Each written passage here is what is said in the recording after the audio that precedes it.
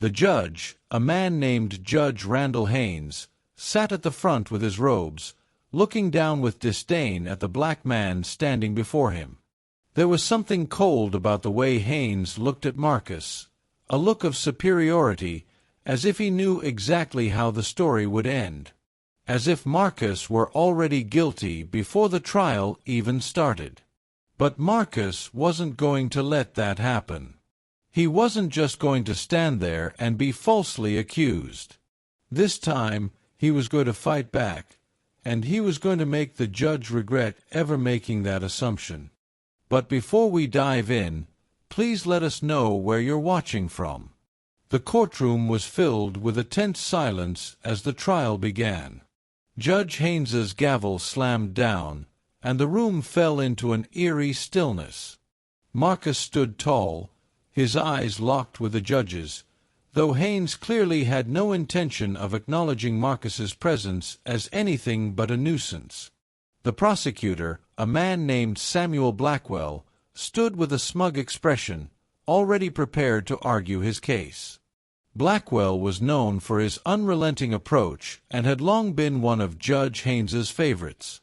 This pairing had already proven to be a disastrous combination for anyone unfortunate enough to be on trial. Marcus could feel the weight of the entire system against him. He had been falsely accused of a crime he didn't commit, yet here he stood, in the hands of a judge whose heart was already set on his guilt.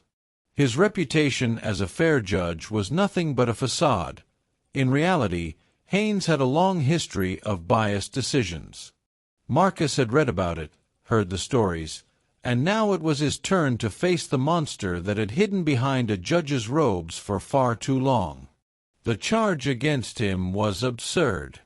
Allegedly, Marcus had been caught in the middle of a violent altercation in a downtown area. However, he wasn't even in the city that day. He was at a friend's wedding out of town, with numerous witnesses to back up his alibi. Yet, the evidence had been distorted, twisted in such a way that it seemed as though the truth was secondary to the narrative the police and prosecutor wanted to push. Samuel Blackwell stepped forward, his voice dripping with sarcasm as he began his opening statements. The defendant, Mr. Marcus Grant, was clearly identified at the scene of the crime. We have witness testimony, physical evidence, and a motive. There is no room for doubt here. It's time to face the facts, ladies and gentlemen. Mr. Grant was involved, and he must be held accountable for his actions. Hearing those words hit Marcus like a punch to the stomach. How could they do this to him? Why was his life being thrown away so recklessly? But Marcus wasn't just going to take it. He had a plan, and he would make sure that everyone in that courtroom would know the truth by the end of this trial. Judge Haines cleared his throat and adjusted his glasses, a typical gesture of arrogance in his eyes. "Mr. Grant," Haines began, his voice full of disdain, "you may make your opening statement now, though I doubt it will matter much." Marcus took a deep breath. This was it. He was about to take control of the narrative. His voice was steady as he stood tall, meeting the judge's condescending stare with a resolve that surprised even him. "Your Honor, members of the jury," Marcus began, his words deliberate, "I stand before you today accused of something I didn't do. I have been labeled guilty before I even had a chance to speak. I'm here because of a mistake, a lie that has been told about me. But today, I will prove the truth, and I will do it by exposing the very system that is meant to serve justice." A murmur ran through the courtroom. Marcus could feel the weight of every eye on him. It was a strange mix of judgment and curiosity, as if they were watching him with a sense of disbelief. How could he, a black man, speak so confidently in the face of all this hostility? How could he stand in front of a man like Judge Haines and not cower? But Marcus wasn't just standing up for himself. He was standing up for all those who had been mistreated, misunderstood, and wrongly accused. This trial wasn't just about his innocence. It was about the system itself, the very heart of the judicial system that had failed him and so many others. He knew it would be a long road, but he was ready. His alibi was strong, and the evidence would clear his name, but that wasn't enough. The fight wasn't just about proving he wasn't guilty. It was about showing everyone how the system could be twisted, how it could be manipulated by those who believed they were above the law. As Marcus spoke, he noticed that Haynes's expression remained unchanged. The judge's eyes were cold, his posture rigid, as though Marcus's words were nothing more than a nuisance to him. But Marcus wasn't going to let that deter him. He was going to turn the tables on this judge. He had a plan to make Haines feel the consequences of his bias, and the moment was coming closer. Judge Haines opened his mouth to dismiss Marcus's statement, but just before he could speak, Marcus raised a hand, signaling that he wasn't finished. The room grew still again, the tension so thick it was almost palpable. "Before we go any further, I'd like to introduce evidence that will prove my innocence," Marcus said calmly. A hushed silence fell over the courtroom as Marcus's lawyer, a sharp-minded defense attorney named Lisa Owens, stood and handed the judge a series of documents. As the judge flipped through the pages, his expression changed ever so slightly, and that was when Marcus knew the plan was working. Haines was starting to realize that things weren't going to go as smoothly as he had hoped. It wasn't just the evidence that was going to turn this case around, it was the truth, and Marcus was about to unveil something that no one in that courtroom expected. The rest of the room fell silent as Marcus continued. His eyes never left Judge Haines. He could feel the power shift, even if just for a moment. "I have here," Marcus said, "a series of text messages between the so-called witnesses to this alleged crime, messages that show the entire story has been fabricated. Not only that, but I also have video footage that proves my whereabouts on the day of the alleged crime. My innocence isn't just a claim, it's backed by solid, undeniable proof." Judge Haynes's jaw tightened as he looked down at the evidence before him. For the first time since the trial had started, there was a flicker of uncertainty in his eyes. Marcus's heart raced, but he didn't let it show. He could see the shift in the room, feel the eyes of the jury slowly changing from skepticism to belief. This was his moment. This was where the tables would turn. And with that, the fight was on. The room was heavy with anticipation as the jury leaned forward, their eyes fixed on the evidence in front of them. Marcus could feel the weight of every gaze, every mind in the room turning to the new revelation. The judge's face had turned pale, the lines of authority and control cracking for the first time since the trial began. Judge Haines cleared his throat, trying to regain his composure. He looked at the prosecutor, Samuel Blackwell, as if expecting some kind of support, but Blackwell stood frozen, his confidence evaporating with every word Marcus spoke. This can't be true," Haines muttered under his breath, though everyone in the room heard it clearly. His voice, once full of authority, now trembled with doubt. Marcus didn't respond immediately. Instead, he took a deliberate breath, soaking in the moment. This was exactly what he had hoped for, the first crack in Haynes's armor. Now, it was time to strike while the iron was hot. Lisa Owens, Marcus's defense attorney, stood up to address the judge. "Your Honor, with all due respect, I believe it's clear that these accusations were fabricated from the very start. The evidence Mr. Grant has presented should be enough to reconsider the charges and dismiss this case immediately." The room was so still that Marcus could hear his own heartbeat pounding in his chest. He could feel the eyes of the jury, and the whispers began to stir among them as they exchanged looks. They had seen the evidence for themselves. The video footage, the text messages, it all pointed to one undeniable truth: Marcus was innocent. Marcus felt a wave of relief wash over him. But he knew that this wasn't the end. This was just the beginning. He had to keep up the pressure, and he had to make sure everyone in that room, including the judge, understood the weight of his words. Haines shifted uncomfortably in his chair, clearly flustered. I will need to review this new evidence," he said, his voice shaky. He sounded like a man desperately trying to regain control of a situation that had quickly spiraled beyond his grasp. "Of course, Your Honor," Lisa said, her voice calm but firm. "But I would urge you to act swiftly. This trial has already caused irreparable damage to Mr. Grant's reputation. We cannot allow a false accusation to ruin an innocent man's life any further." Judge Haines stared at the documents in front of him for what felt like an eternity, the tension in the room growing with every passing second. His once imposing figure now seemed small, weak in comparison to the truth that Marcus had just laid bare before him. For the first time, Marcus saw the judge not as a figure of authority, but as a man trying to hide behind his own mistakes. Samuel Blackwell, who had been silent for several moments, finally spoke up. "This is absurd," he said, his voice sharp with frustration.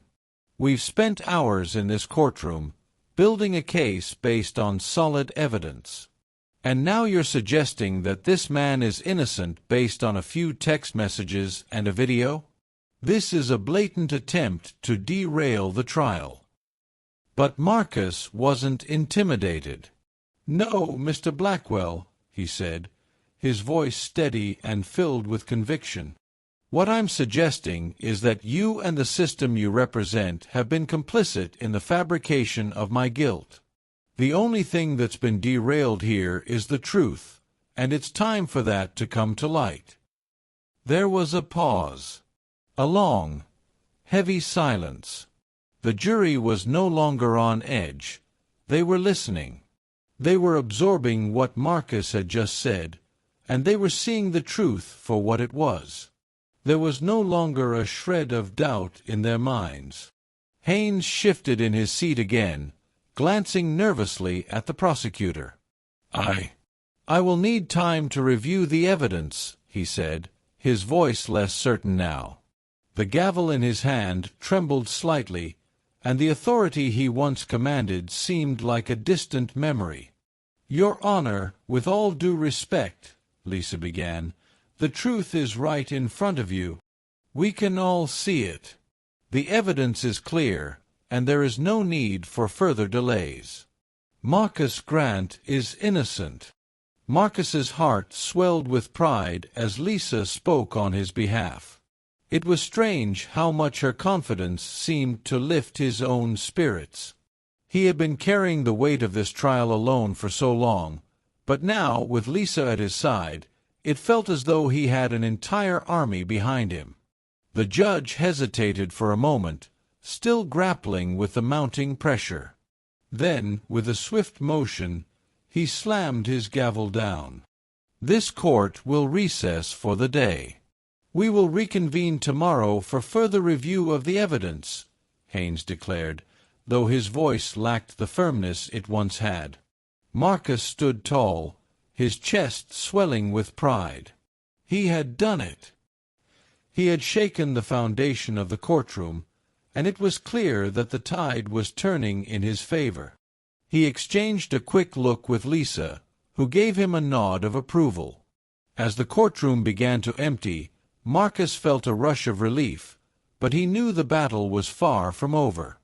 The real fight was just beginning, and tomorrow he would have to face Haines again. But this time, the judge wouldn't be able to hide behind his biases. The truth had already begun to unravel, and Marcus would make sure that it would be exposed for all to see. The courtroom was still in shock after the testimony, but it didn't take long for the air to change. What had once been a courtroom filled with tension now felt like the calm before a storm. The truth was unraveling, piece by piece, and there was no stopping it. Marcus stood at the front, his heart racing but his mind sharp as he prepared for the next phase of his defense. Before we dive in, please let us know where you're watching from. The once intimidating figure of Judge Haines was no longer a beacon of authority. Now, he was a man cornered by his own actions. His stern features had turned into a mask of uncertainty, his grip on his gavel weakening.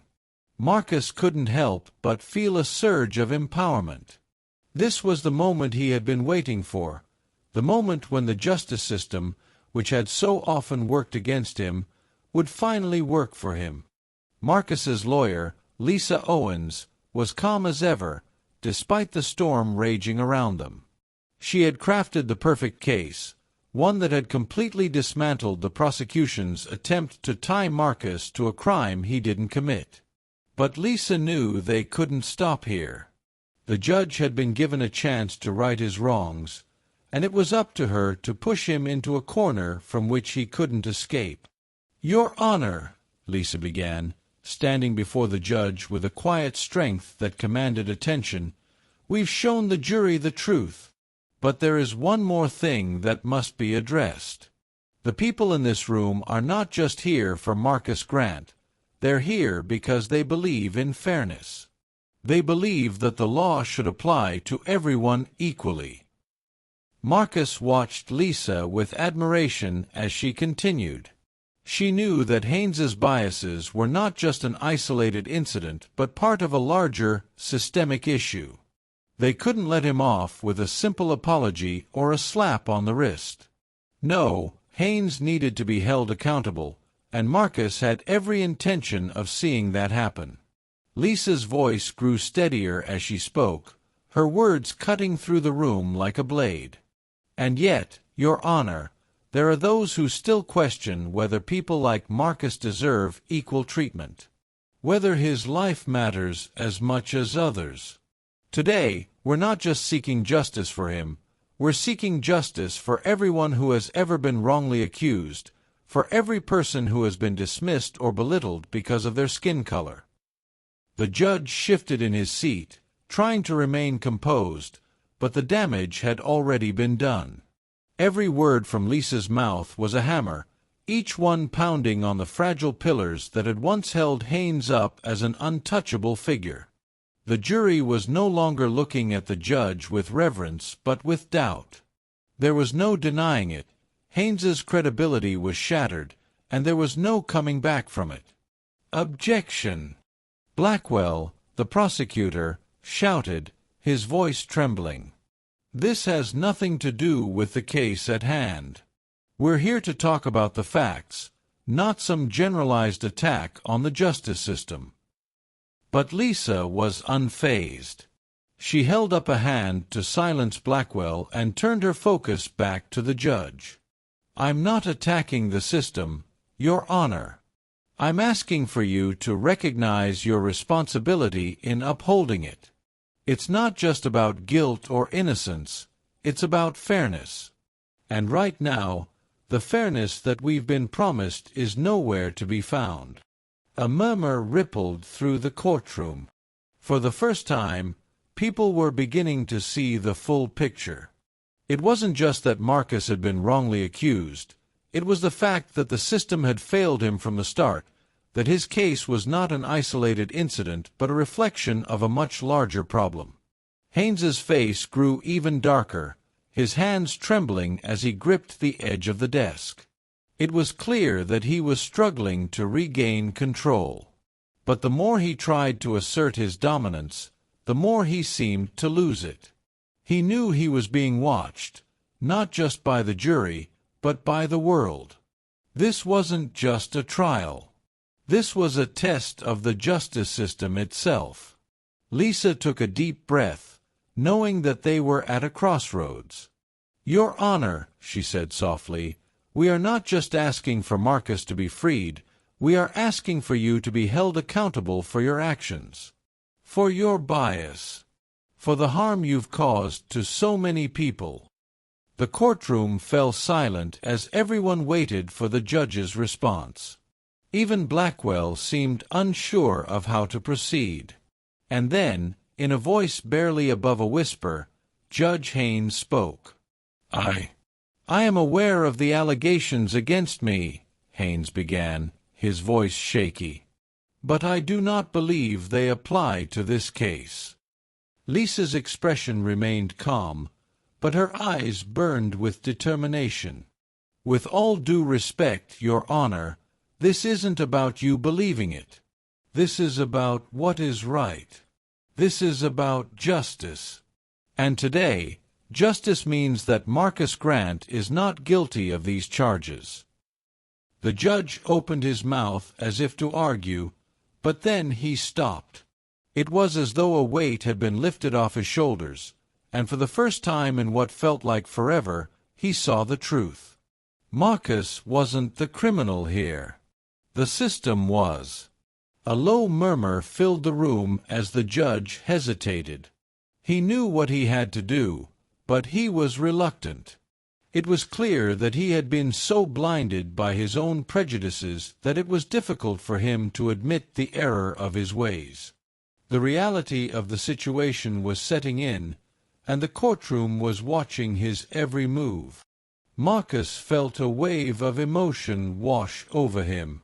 He had fought so hard to get to this point. It wasn't just about his freedom anymore. It was about something far greater. It was about dignity. It was about the truth.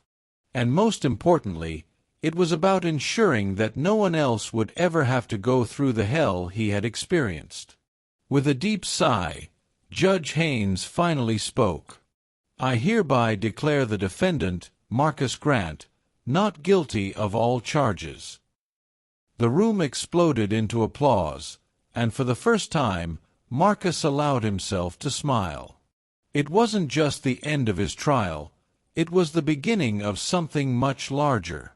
He had not only cleared his name, he had exposed the deep-seated flaws in a system that had been rigged against him for far too long. The jury stood, their expressions a mix of disbelief and admiration. Lisa smiled at Marcus, proud of the victory they had just secured. But there was still more work to be done. This was just the first step in the fight for justice, and Marcus was ready for whatever came next. As they walked out of the courtroom, Marcus turned to Lisa.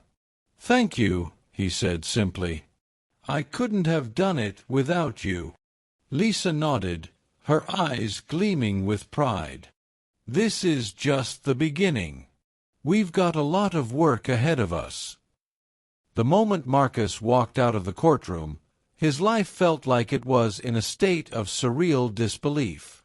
4 years, he had been living in the shadows, constantly fighting against a system that had long since forgotten what fairness and justice meant for people like him. But today, he had done something remarkable. He had not only cleared his name, he had shown everyone that it was possible to fight back, no matter how deeply ingrained the biases and corruption may be. Before we dive in, please let us know where you're watching from. As he walked out, the flashes of cameras and the murmurs of the crowd faded into the background. His thoughts, still raw from the courtroom drama, lingered on the one person who had made this possible, Lisa Owens. She had been the backbone of his defense, the one who had fought not just for him, but for the thousands of others like him who had been mistreated, ignored, or unfairly judged by the very system that was supposed to protect them. Lisa had done more than just present facts. She had shown the world, in a way that no one could ignore, the fundamental flaws in the system, flaws that Marcus himself had learned to live with but never accepted. He had spent his whole life being treated like a criminal, constantly fighting the same battle over and over again. But now, for the first time, he was not alone. As they stepped into the elevator, Marcus couldn't help but feel a shift. The weight of the past seemed to lift, replaced by a surge of hope. The oppressive feeling that had defined his existence was gone, for now, at least. And yet, as the elevator doors closed, he knew this victory was only the beginning. "We did it," Marcus said, his voice a mixture of exhaustion and exhilaration. Lisa smiled, but there was no time for celebrations. "We've made history today, Marcus," she said. "But this isn't over. It's just the start of something much bigger." She was right, of course. The courtroom might have been the battleground where Marcus had won, but the war was far from finished. There was so much more to do, so many more who needed help, who needed their voices heard. The moment Marcus had stepped into that courtroom, he had become part of a much larger movement, one that was beginning to spread like wildfire. Lisa had already planned their next steps. They needed to make sure that the truth continued to come to light, that the injustice that had been done to Marcus was exposed in its entirety. The legal system wasn't the only part of the equation.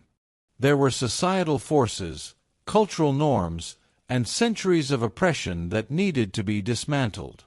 It wasn't going to be easy, but after what Marcus had done, there was no way he was turning back now.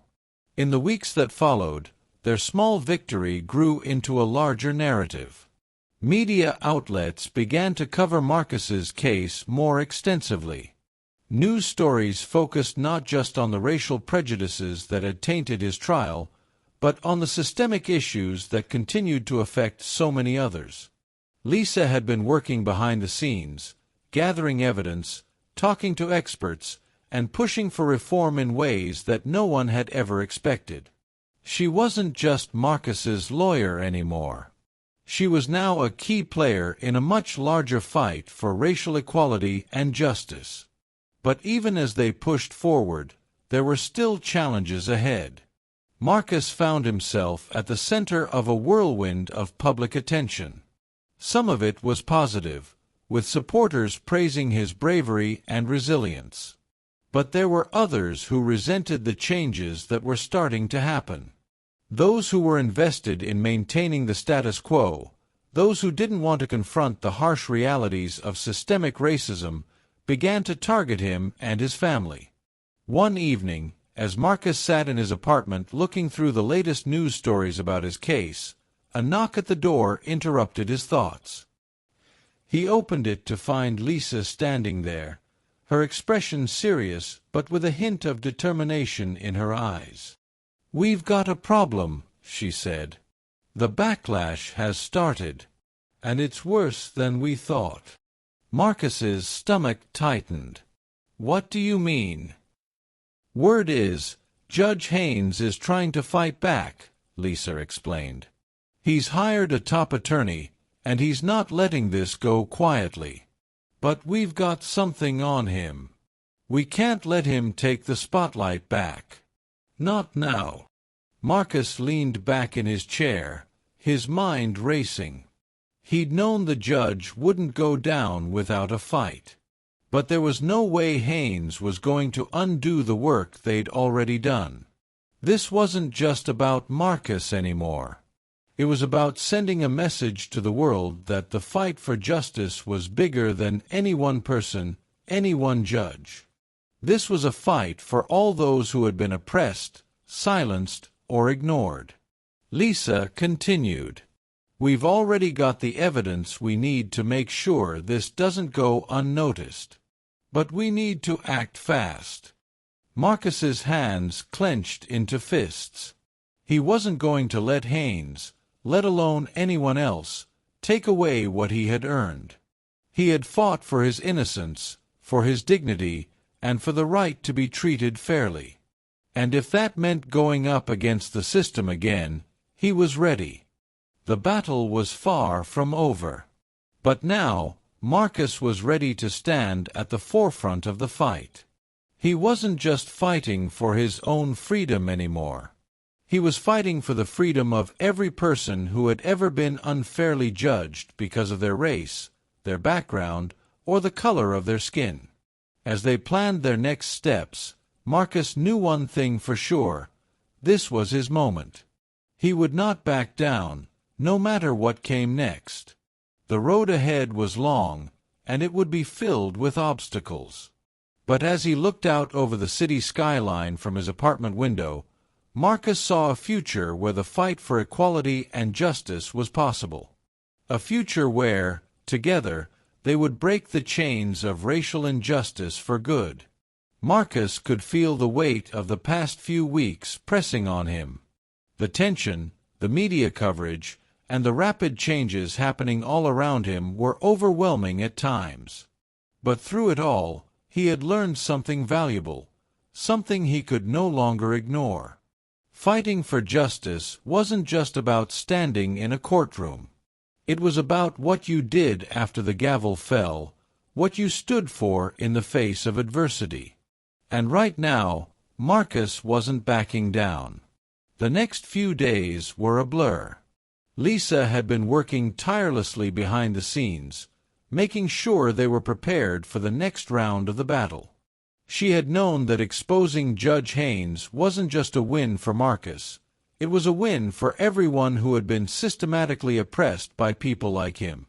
The change that had begun in that courtroom had rippled outward, drawing the attention of politicians, activists, and even members of the judicial system who had been quietly complicit in the corruption. But nothing was going to come easy. They had to keep pushing. And that's exactly what they did. One morning, as Marcus sipped his coffee at his kitchen table, Lisa called him. She was out of breath, her voice tinged with urgency. "Marcus, we need to meet. Something big just happened." His heart skipped a beat. "What's going on?" "It's Haines," Lisa said, her voice quiet. "He's going on the offensive. He's spreading lies about you, saying that you manipulated the case. He's painting you as a criminal mastermind who used the law to get away with something. He's making sure the media keeps pushing that narrative." Marcus's mind raced. He knew Judge Haines wasn't going to let this go. "What can we do?" "We need to meet with a group of influential allies. It's time we brought in the people who can make sure this never happens again, not just for you, but for everyone who's been silenced by corrupt figures like Haines." Marcus stood up, the determination building within him. "Let's do it." Hours later, Marcus found himself sitting in a conference room with a group of powerful people, people who had seen what he had done and were ready to help him take the next step. There were activists, media figures, and even a few former judges who had resigned from their positions because of similar injustices they had witnessed. It was a diverse group, but one thing united them: they all believed in Marcus's fight. Marcus, one of the former judges, William Graham, said as he adjusted his glasses, "What you've done has shaken the system to its core. And we need to keep that momentum going. We have the power to change things, but we need to be strategic. We need to expose Haines for what he really is, a man who has abused his position of power for too long." "Exactly," Lisa added. "The public needs to understand that this isn't just about a case or a judge. This is about a corrupt system that is affecting lives every single day. We can't let Haines walk away from this. If we do, it'll send a message that nothing will change, that people like him are untouchable." Marcus took a deep breath. "I'm ready for this. I'm ready to make sure that Haines doesn't get away with this. But we need to make sure we do it right. We need to make the world see what's really going on behind closed doors." They spent the next few hours strategizing, planning their moves carefully. They discussed gathering more evidence, interviewing key witnesses, and using the media to expose Haines's history of racism and misconduct. They knew it wasn't going to be easy. Haines had a lot of support from powerful people in the legal world. But Marcus had something Haines didn't: the truth. They also made sure to include people like Marcus's family in the process, knowing that their personal stories would give weight to the larger cause. His mother, his sister, and even his childhood friends all had their own experiences with racial prejudice. Their voices mattered, and they needed to be heard. As they wrapped up the meeting, Marcus stood up and looked around the room. "Thank you, all of you. This isn't just about me. This is about a larger fight. And I won't stop until we win." The room was silent for a moment, and then everyone stood up to shake his hand, a unified front, ready to face whatever came next. The media storm continued to swirl around Marcus. Every day brought new headlines, new interviews, and new stories about his fight for justice.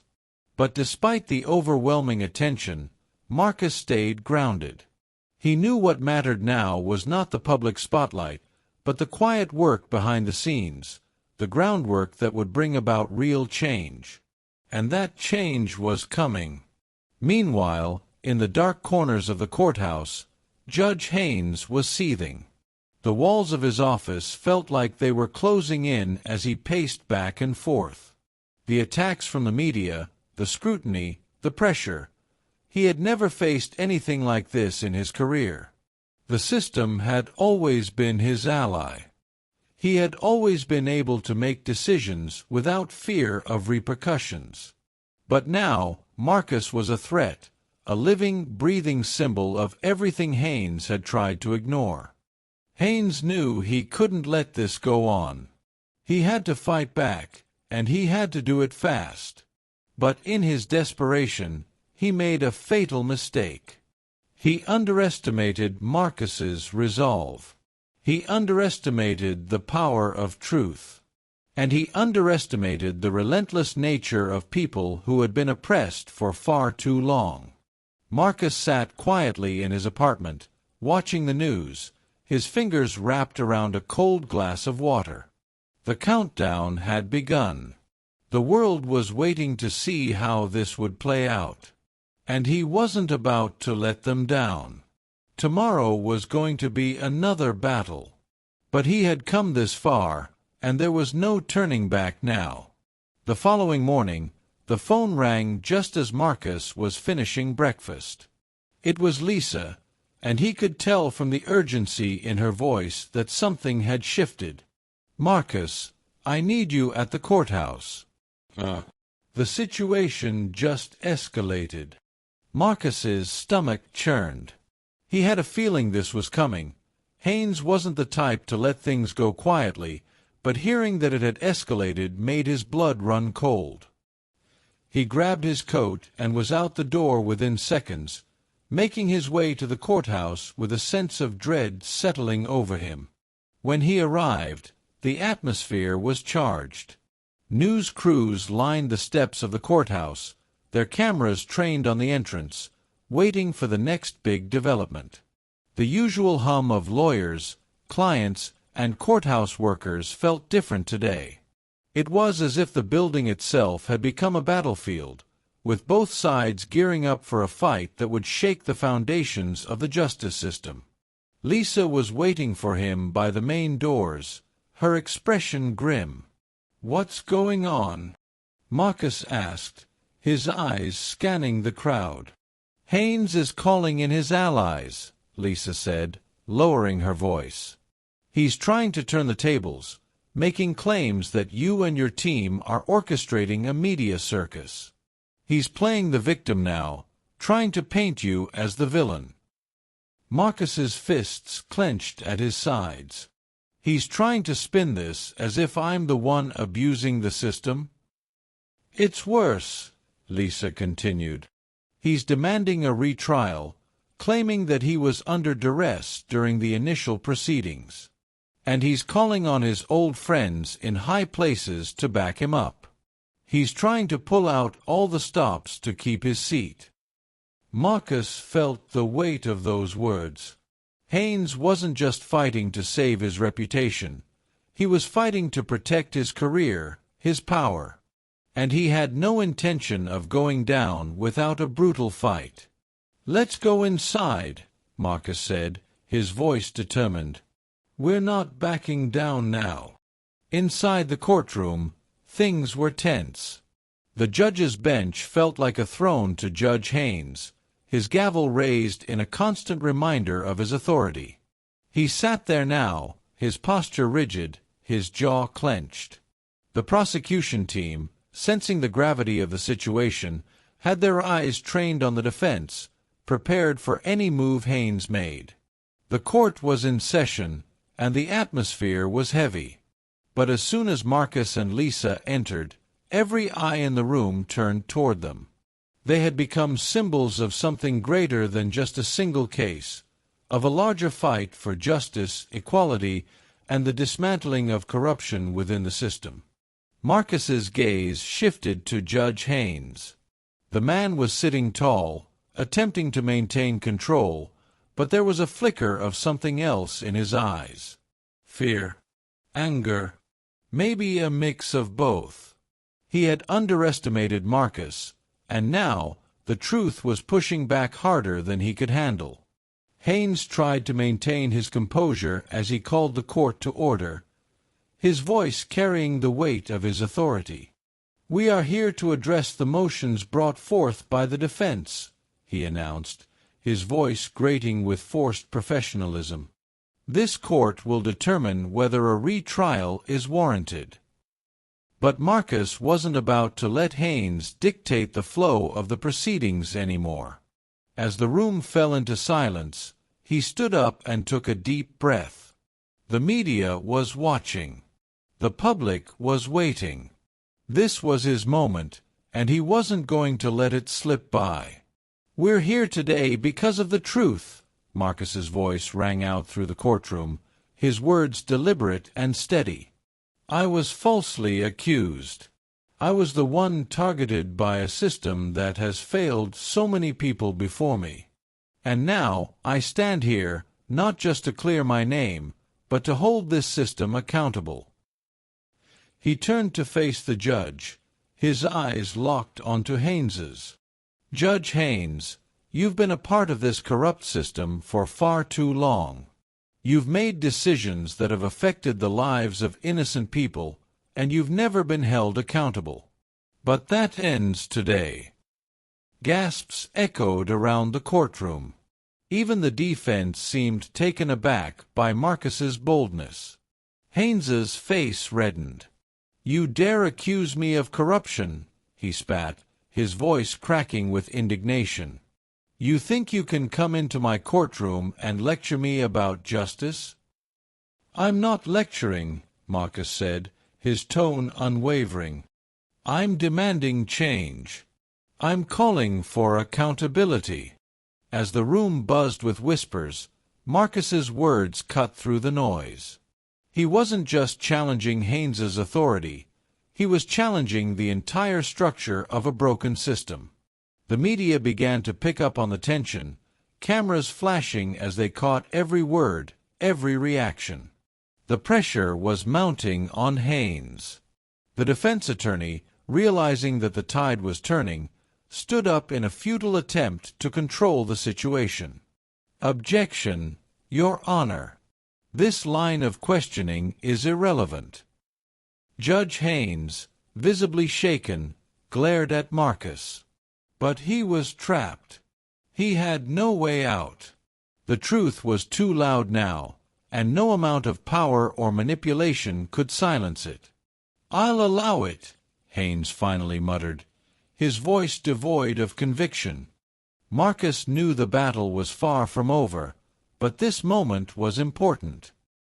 He had forced the judge to face the very thing he had tried to avoid, the light of truth. But Haines wasn't going to make this easy. He was a man who had clawed his way to power and wasn't about to lose it without a fight.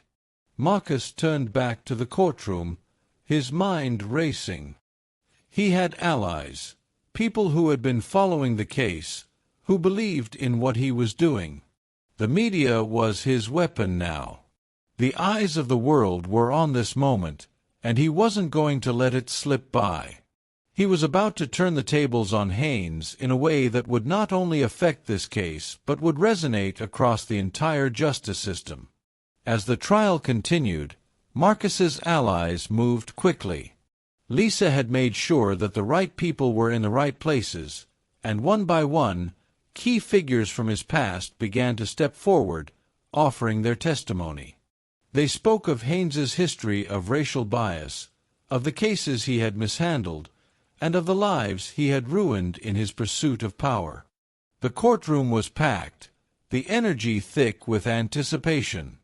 Marcus knew this was his final push. With each new piece of evidence, each new voice, they were dismantling the foundation Haines had built his career on. And then, just as the trial was reaching its climax, the unthinkable happened. The courtroom was on the edge of chaos. The defense team was scrambling, unable to keep up with the pace of Marcus's revelations. One by one, witnesses came forward, each adding fuel to the fire of Haines's corruption. The judge's face had turned a deep shade of crimson, his hands trembling ever so slightly on the gavel. He wasn't accustomed to being on the defensive, especially not in his own courtroom. Marcus stood tall, his voice cutting through the tension. "This isn't just about me. This is about all the people who have suffered because of a corrupt system. A system that puts power in the hands of men like Judge Haines, who think they're untouchable. But today, we're touching them." Lisa, seated in the gallery, couldn't help but feel a rush of pride as Marcus spoke. His words were sharp, unwavering, and, most importantly, true. He had faced every obstacle, every racist attack, and now he was standing here, dismantling the very man who had tried to destroy him. Haines, realizing he was cornered, slammed his gavel down with a force that shook the room. "Order! Order in the court!" But his attempt to regain control was futile. The damage had already been done. Marcus had exposed Haines for who he truly was, and now there was no way back. Marcus's gaze never wavered as he addressed the judge. "You thought you could control this courtroom, Judge Haines. You thought you could destroy me. But today, you've shown the world exactly who you are, a man who uses his position of power to hurt those he sees as lesser." The gallery was silent, every eye locked on Marcus. Even the prosecution team, who had been skeptical at first, was now fully on board. They could see that Marcus wasn't just a victim in this case. He was a fighter, and more than that, he was a voice for the oppressed. His words were powerful, and they weren't just changing the course of this trial, they were changing the narrative of justice. Haines's face twisted with fury, but there was a flicker of doubt in his eyes now. For the first time in his long career, he was being held accountable. His arrogance, his confidence, was slipping away, and it was being replaced with something that resembled fear. "You think you can just destroy me with your lies?" Haines spat, his voice trembling. "I've been a judge for over 30 years.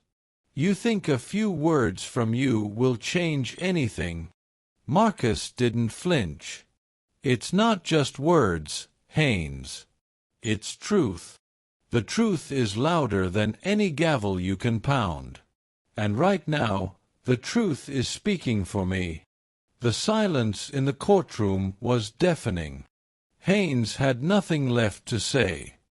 His carefully constructed defense had crumbled in front of everyone, and now he was exposed for the world to see. But the real shock came when the media coverage hit its peak. News outlets, social media platforms, and activists from all over the country were now covering the trial. Marcus's words were being shared, dissected, and amplified, making their way to millions of people.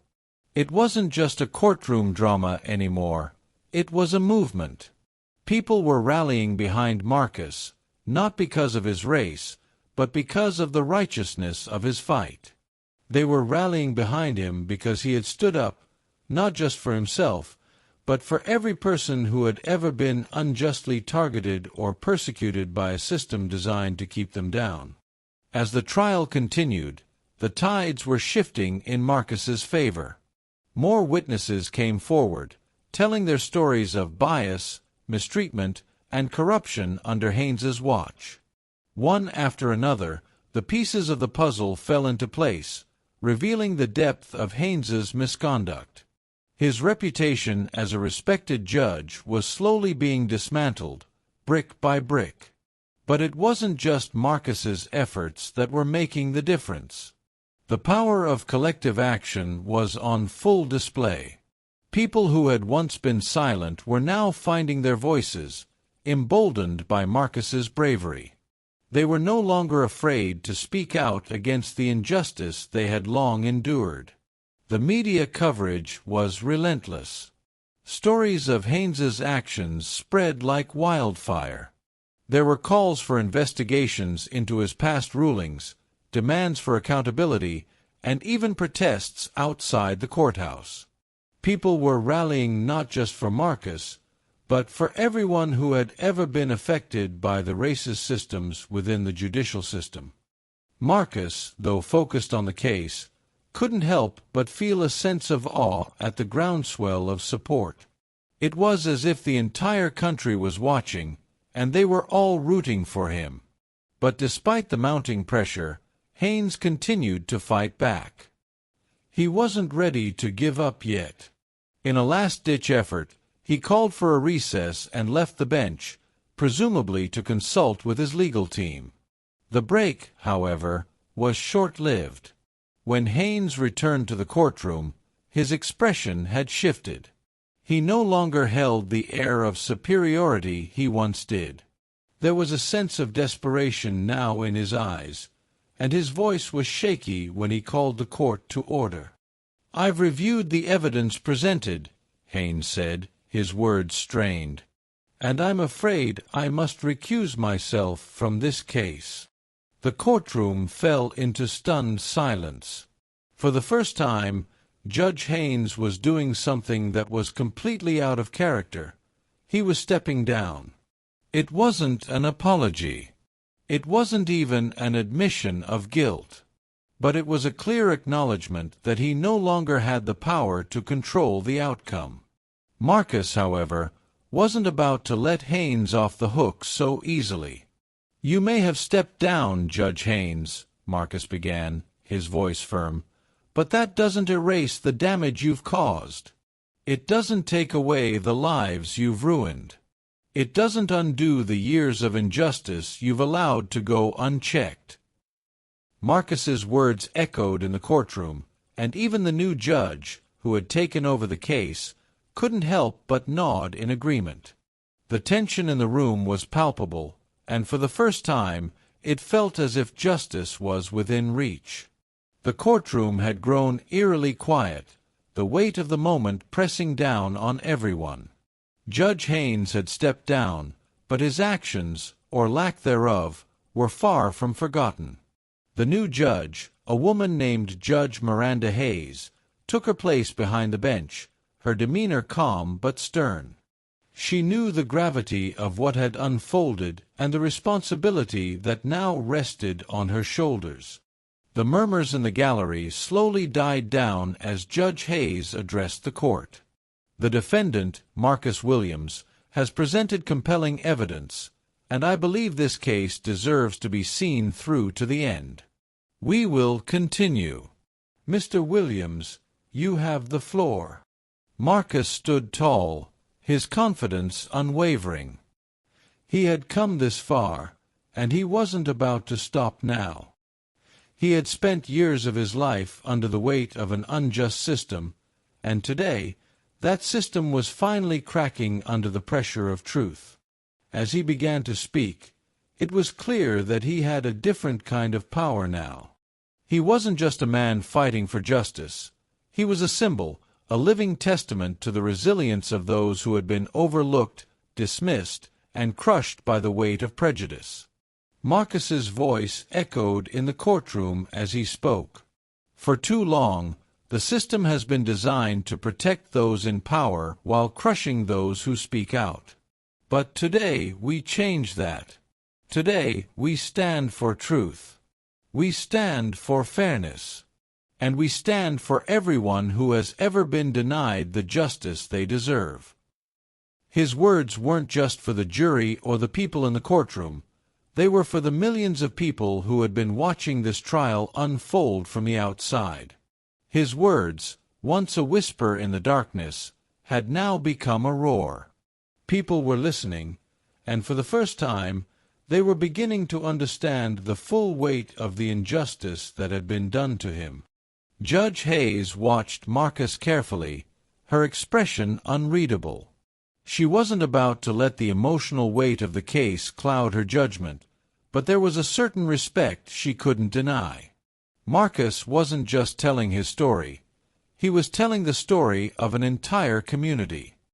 He was speaking for everyone who had been silenced by those in power, and his voice was finally being heard. "We have heard the testimony," Judge Haines said, her voice steady, "and the evidence has been presented.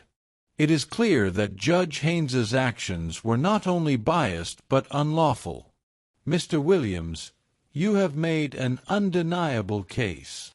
Marcus nodded, though he wasn't celebrating yet. He knew this was just the beginning. This wasn't just about winning a trial. It was about bringing justice to a system that had long been broken. He turned to face the jury, his eyes locking with each of them in turn. "This is not just my fight," Marcus said, his voice full of conviction. "This is a fight for every person who has been treated like they don't matter, for every person who has been denied justice because of the color of their skin." His words hung in the air, and for the first time, it seemed like everyone in the courtroom could feel the weight of them. The jury, the gallery, and even Judge Haines, all of them were listening.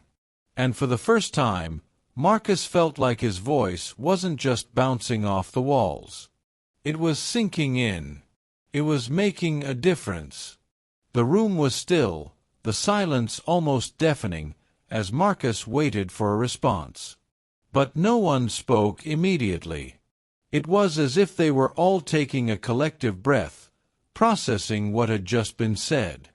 Then, after what felt like an eternity, Judge Haines finally spoke again. "Mr. Williams, your courage has not gone unnoticed. You have shown us all what it means to stand up in the face of adversity, to fight for what is right even when the odds are stacked against you. And for that, you have my respect." The words weren't a victory, but they were a start. A small, but significant step forward. Marcus could feel the weight lifting off his shoulders, though he knew the fight wasn't over yet. There was still one more thing left to do, one final step in this journey toward justice. The next day, the court was buzzing with anticipation. The final verdict was to be delivered, and everyone in the courtroom knew it would be a historic moment. Marcus sat quietly, his eyes fixed ahead, but his thoughts were far from the courtroom. He had been through so much, and now he was standing at the precipice of something greater than himself. This wasn't just about his case. It was about the future, about ensuring that no one else would have to go through what he had endured. Judge Haines called the court to order, and the room fell silent once more. The moment everyone had been waiting for had arrived.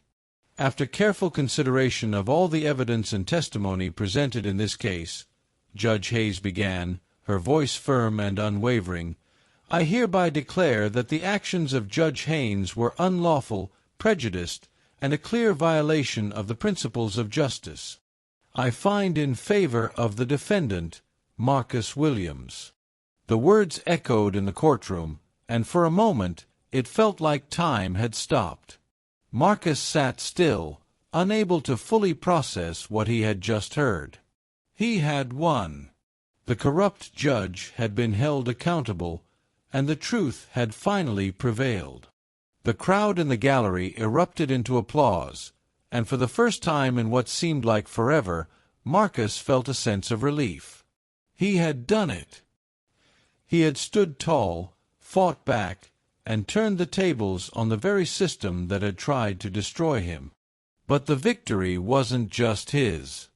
It belonged to everyone who had ever been falsely accused, to everyone who had ever been treated unjustly because of the color of their skin. It was a victory for the countless voices that had been silenced for far too long. And in that moment, Marcus knew that this was just the beginning. He had changed the game. He had shown the world that the system could be fought, that justice could be served, and that even the most powerful individuals could be held accountable. The day after the verdict was delivered, Marcus walked out of the courthouse, his head held high. The world outside seemed different now, brighter, freer. He was no longer just a victim of the system. He was a man who had stood up against the injustices that had tried to crush him, and he had come out victorious. But as he stepped into the sunlight, he knew that the battle wasn't over. Yes, he had won in court, but the real fight was still ahead of him. He couldn't change the system overnight, and he knew that there were still countless others like him, people who had been unjustly targeted, accused, and oppressed simply because of the color of their skin. The fight for equality, for justice, was a long and difficult road. But Marcus was ready to walk it. Later that evening, as Marcus sat at his kitchen table, reflecting on the events of the past few days, there was a knock on the door. He stood up, wondering who could be there. He opened the door to find a man standing there, dressed in a suit and holding a briefcase. "Mr. Williams?" the man asked, his tone formal but respectful. "Yes, that's me," Marcus replied, a little confused. "Can I help you?" The man smiled faintly. "My name is Robert Holloway. I'm with the Department of Justice. I've been following your case closely, and I believe you've done something that could change the course of history." Marcus felt a flicker of surprise. "I don't understand." "I'm here to offer you an opportunity," Robert continued, his voice steady. "What you did in that courtroom, it wasn't just a victory for you. It was a victory for every person who's ever been wronged. The way you stood up to Judge Haines, the way you turned that courtroom against him, has sparked a conversation that's already spreading across the country. The people in power are taking notice, and the truth is starting to break through the walls that have been built to protect them." Marcus wasn't sure where this conversation was going, but he was intrigued. What kind of opportunity? Robert opened his briefcase and pulled out a stack of papers. "We want to offer you a position on a national campaign to reform the judicial system. You've proven that you have the courage and the voice to make a real difference. The work you've done in that courtroom is just the beginning. We want you to be a part of something much bigger." Marcus stood frozen for a moment, his mind racing. He had never expected something like this.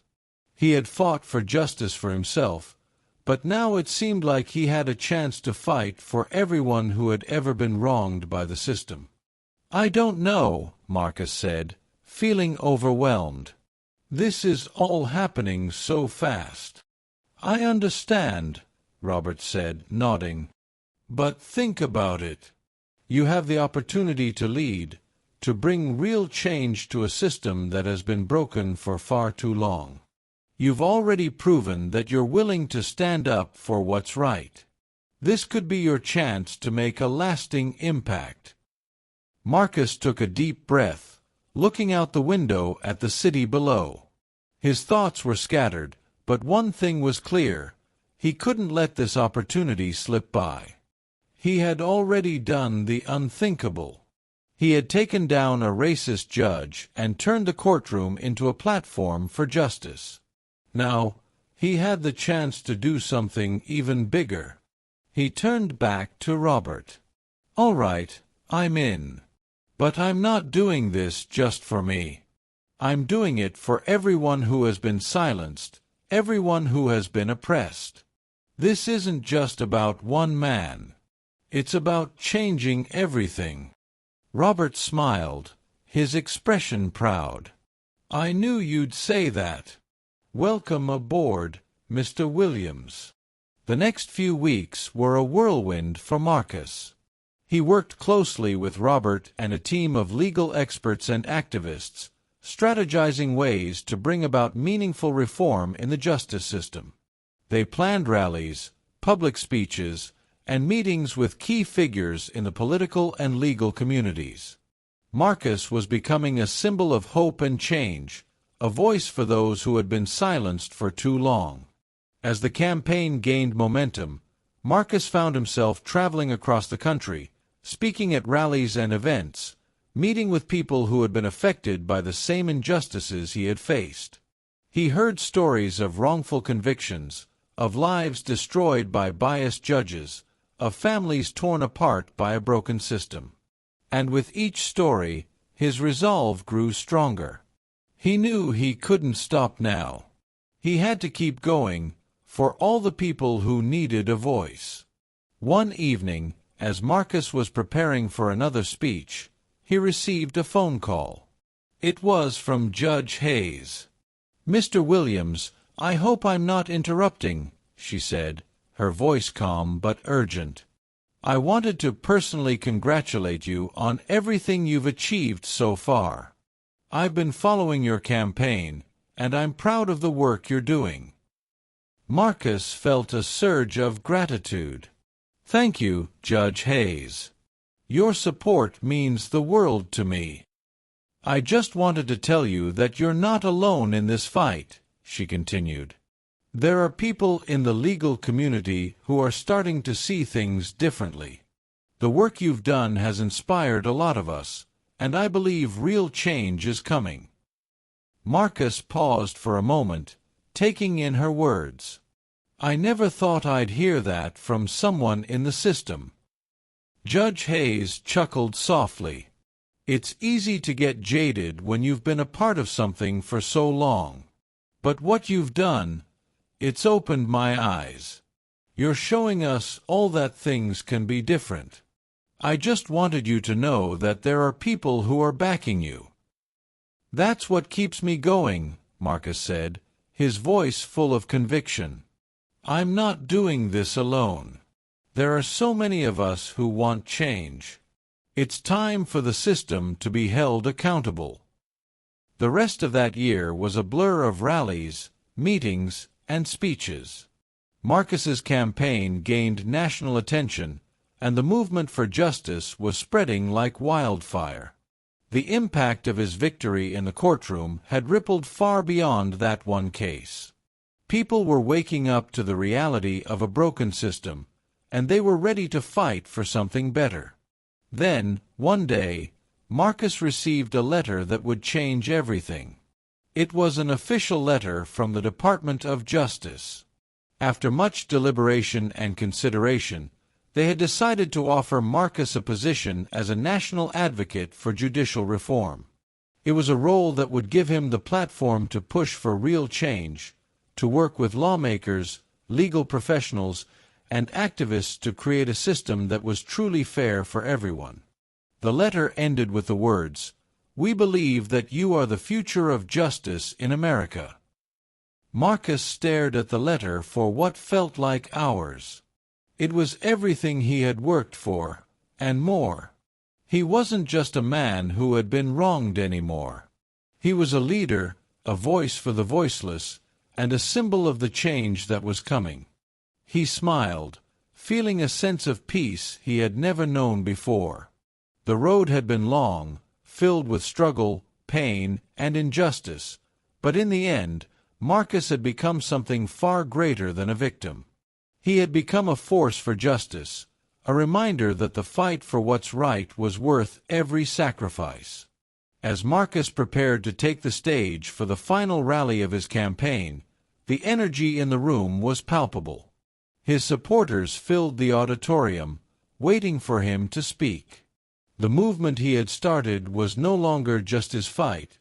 It was the fight of every person who had ever been wronged by the justice system. It was a movement that reached beyond race, beyond class, beyond background.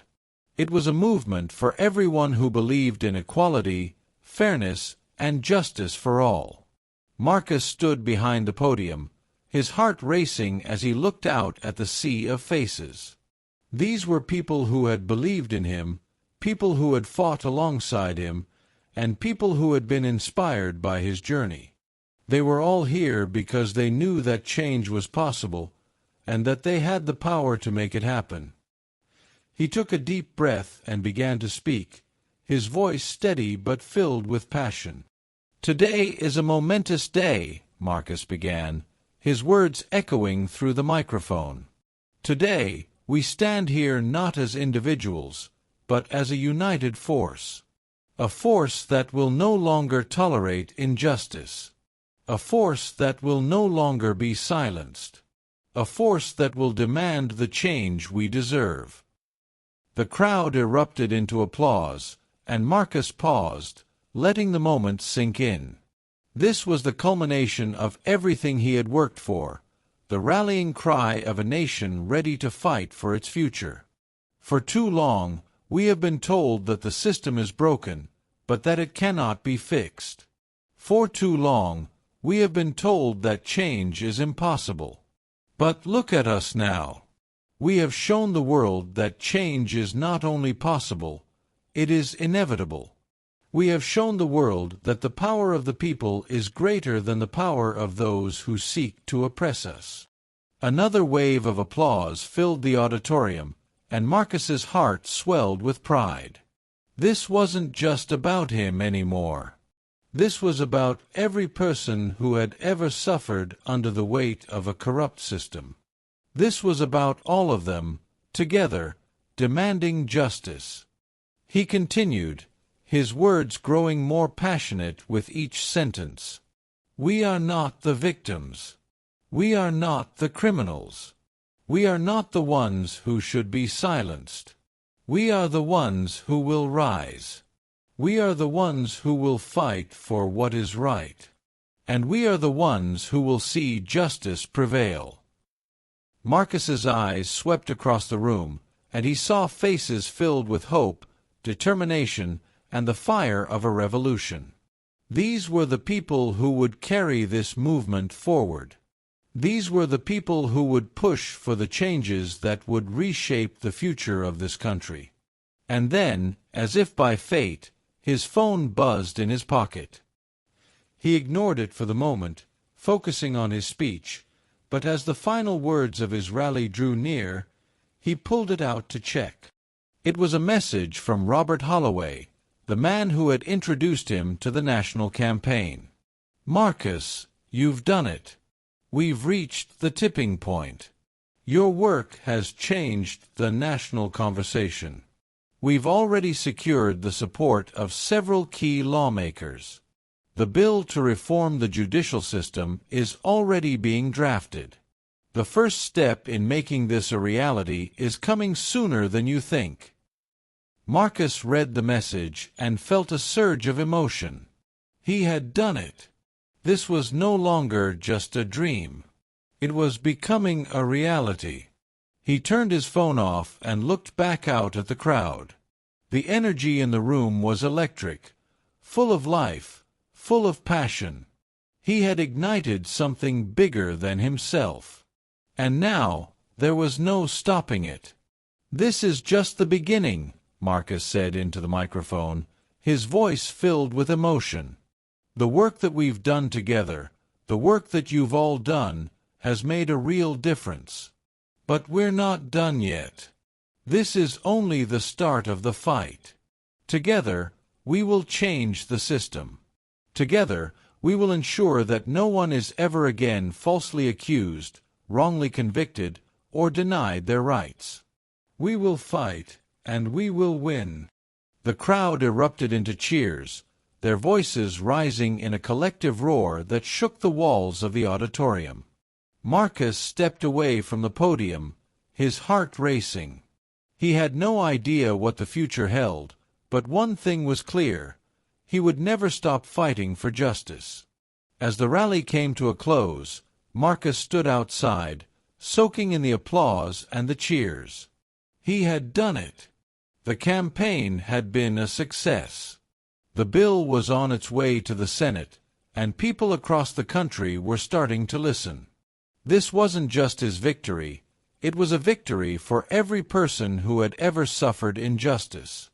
As Marcus walked to his car, he received another call from Robert. He answered it, his voice filled with excitement. "You did it, Marcus," Robert said, his tone full of admiration. "You've changed everything." Marcus smiled. "We've changed everything.